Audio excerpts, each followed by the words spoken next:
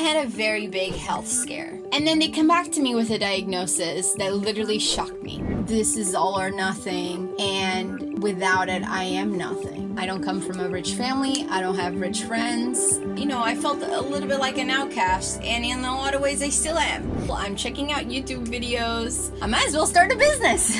I'm Frankie, and I'm going to be talking about skills I needed in order to become an entrepreneur. So I just mentioned in a previous video about how I became an entrepreneur, and a lot of the skills that I didn't have, like for example, the fact that I didn't have a business degree, I didn't have any business acumen, I didn't have almost any management skills really, team management, people management, project management skills.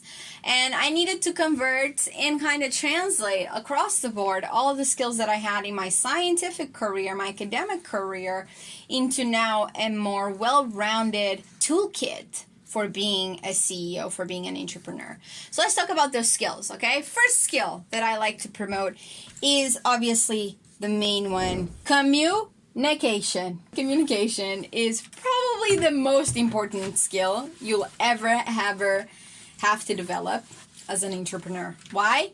Because it doesn't matter if you have a great idea. If you cannot sell it, well, then you're stuck, right? So if you can't sell, you can't make other people believe in your idea, you're definitely going to be stuck, not being profitable and not launching your business.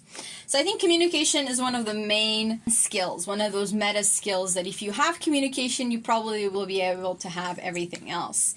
And this involves communication that's verbal, using the right words, knowing how to do public speaking, being charismatic through what you're saying, but also verbal and non-verbal, vocal tone, non-verbal cues, body language. So this is all essential. And honestly, there's this rule that most of what people communicate is actually through non-verbal language. So if you're someone like me who fails to control sometimes, you know, my body spasms and my gestures, I would recommend you rehearse in front of others. You talk to people that you know, talk to strangers about your ideas, and then just see how they react and really listen to those cues and try to adjust your body language accordingly. And that communication is essential. Now, a lot of people do master body language. They have a good poker face, or they have a good bluff, but they don't have the opposite, which is what I feel I have, and I was always really strong in, which is the speaking and the written communication skills. So this involves writing really well. You decide what language is the best fit for the market that you're trying to reach, for the customers you're trying to acquire, or the partners you're trying to build. With communication in mind, there's so many different things that you can work on, but if you're weaker on the written and verbal communication, these are things you can easily improve by reading more, writing more, just practicing. That's practice. Body language you can tweak, and you can ask other people for feedback. You can talk to a coach, body language or speaking coach, and they will be able to help you kind of maneuver and manipulate your whatever language you're communicating in, be it body or verbal. Now, beyond communication, number 2 is learning skills. Now, I like to say that one of my favorite things about being an entrepreneur is that I learn something new every single day.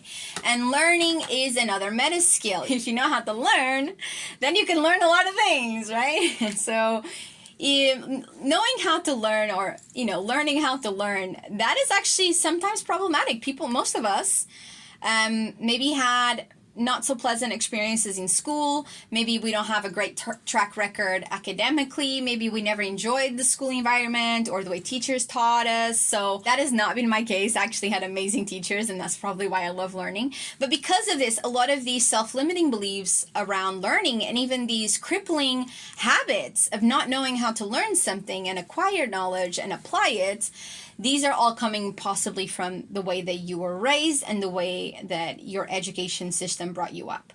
So you're probably going to have to work a lot on this learning skill.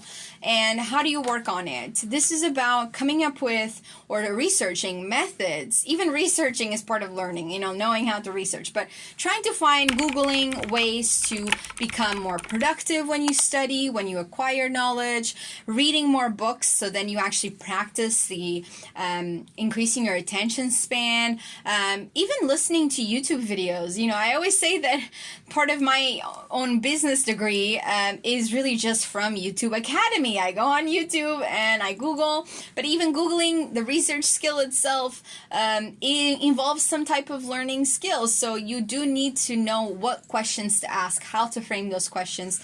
So spend some time trying to develop these learning and research skills, and they will be very helpful for you, especially as you move forward and you try to acquire skills that you don't currently have. A lot of entrepreneurs don't start out, this is just beginner's luck, in the beginning, you start out kind of just guessing how things are done and asking people and Googling online. And then over time, with trial and error and experience, you eventually pay off that ignorance debt. But up until that point, you're on your own and you have to do a lot of learning on your own. You have to also be self-motivated to learn, which a lot of us are not used to. Unfortunately, this is one of the major skills that I see even veteran entrepreneurs sometimes don't have. The faster you are at learning and changing your behaviors according to those lessons, then the faster you can thrive and become successful, however way you measure success as an entrepreneur. Another skill that I like to say that you should probably try to develop as an entrepreneur is people skills. And when we say people skills, I'm not just talking about communication skills. I'm talking about empathy. I'm talking about being collaborative, being open-minded, being willing to listen actively. Listening skills are a big one. Listening is probably the main meta skill for people's manners, to really be able to understand a counterpart's points and arguments, and instead of just going into conflict for conflict's sake, or oppositely avoiding it altogether, you actually are able to navigate a conversation even if there is friction, even if there is conflict, and through that conversation you arrive at some sort of deal and compromise, or just in general like a good mutually benefiting agreement between the two of you. So I think people manners and people skills are really essential for entrepreneurs.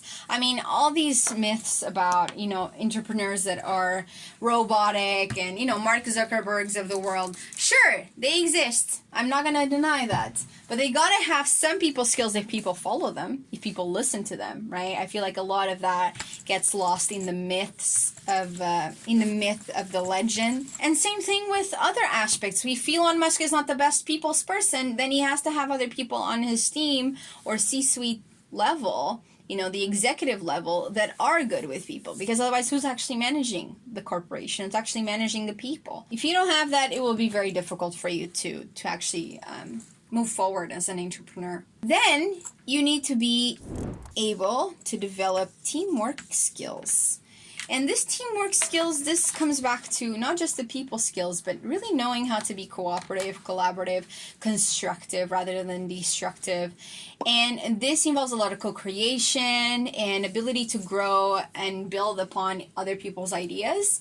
And often this is, again, not something that a lot of school systems really teach. I feel like Sweden does this really well. When I came to do my master's here, every single day we were doing teamwork. I'm like, I've never done this much teamwork or been as team focused as I have been here.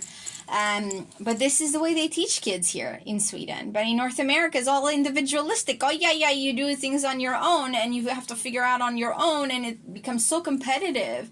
And what if we just bundled together and solve the problem ourselves amongst us and just had a discussion? Wouldn't that be better? Isn't that what the real world is supposed to be about? So I think it's preparing you for very different things, the education systems around the world. Another skill that entrepreneurs need to develop, perhaps is one of the hardest ones, is strategic thinking and strategy in general. And I think the reason why strategic thinking might be one of the hardest skills to develop is because it sometimes just takes someone being very mature, very wise, and that doesn't come easily to young people, especially if you're a young entrepreneur, right? So I think strategic thinking really involves having a holistic picture, a whole big picture viewing of what's happening, narrowing in on the details as necessary, being detail oriented to the point of knowing what's happening fundamentally at every level and every position role within your company. And this strategic thinking also goes beyond just yourself. It also goes into each of the roles and seeing how everybody and everything plays together. It's kind of playing like this very long chess game, that may last years, but you keep moving the pieces as best as you can just onto the next step, but kind of keeping that strategic thinking in mind, in the horizon. So I think these strategic thinking skills are mostly gained or acquired through practice, actually coming into the office, coming into your everyday work and saying, all right, let's try some new things. Experimentation is key. So then from there, you kind of learn, okay, this is a good choice, or this is a good decision. This one, maybe I should have thought it over a bit more. This didn't really work so well. So it requires a lot of introspection. And that leads me to the next big skill, which is self-awareness. Introspection time, self-awareness time, thinking time, whatever you want to call it. Self-awareness is one of the main skills I notice in very successful people. Knowing what you're good at, knowing what you're not so good at, and knowing what strengths you bring to the team, to the company. And then in general, with self-awareness, you also have the ability to recognize, what am I lacking and what is missing to make this a successful enterprise and to make me a better entrepreneur. And usually if you have self-awareness, you can fulfill pretty much any other gap as long as you're willing to learn and you're willing to take it to the next level. Final one is positive leadership. I had written just leadership, but I think the positive is key. Positive leadership is probably one of the things we're lacking the most in this world, in this day and age. And I think part of the reason why we're lacking it is, again, we have not been rewarded to meet this ideal of what leadership could look like if we had done it right from the beginning, right? Rather than this competitive approach, taking it as, actually, leadership can be a very positive, impactful skill when it comes to encouraging, motivating your employees, your teammates, your coworkers, your business partners, and also when it comes to getting people to adopt your ideas, be it in a partnership setting, be it in an investor board meeting, be it, in a pitching contest. I feel like leadership comes across, specifically when it's positive, as very enticing and very attractive. So we want to get on board with the idea. We want to join your cause or your company or enterprise, and sometimes I feel like this lack of leadership translates in many different ways through the other aspects and the other skills we just mentioned. Maybe you lack self-awareness, maybe you're not able to learn from your mistakes, maybe you lack this ability to collaborate, and this all goes back to positive leadership, really. But positive leadership, as I define it, is a way to lead others that isn't downplaying or undermining their own light, but actually aims to empower them and build them up, raise them up, so that they may even outshine you sometimes as a leader. So I think that as positive leadership goes, this is probably one of the main skills that I've been able to develop since starting my current company.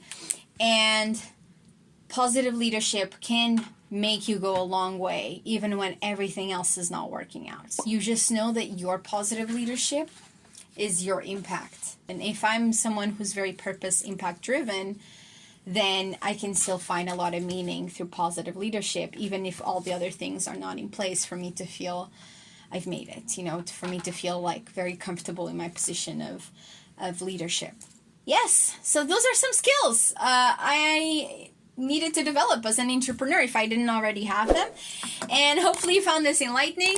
If yes, please give it a thumbs up and make sure you keep watching the series. If you want to start your own business, what should you do and how can you become an entrepreneur? I have no money. How am I supposed to do this? Believe me, every single entrepreneur has been there at some point in their lives. Now, this is quite a new concept in the investment world. It's one of my favorite concepts. I didn't want to have to answer to investors, so I was like, I'm going to bootstrap this whole thing. So we understood and we had been listening to what the customers were asking us. Impact funds are booming right now.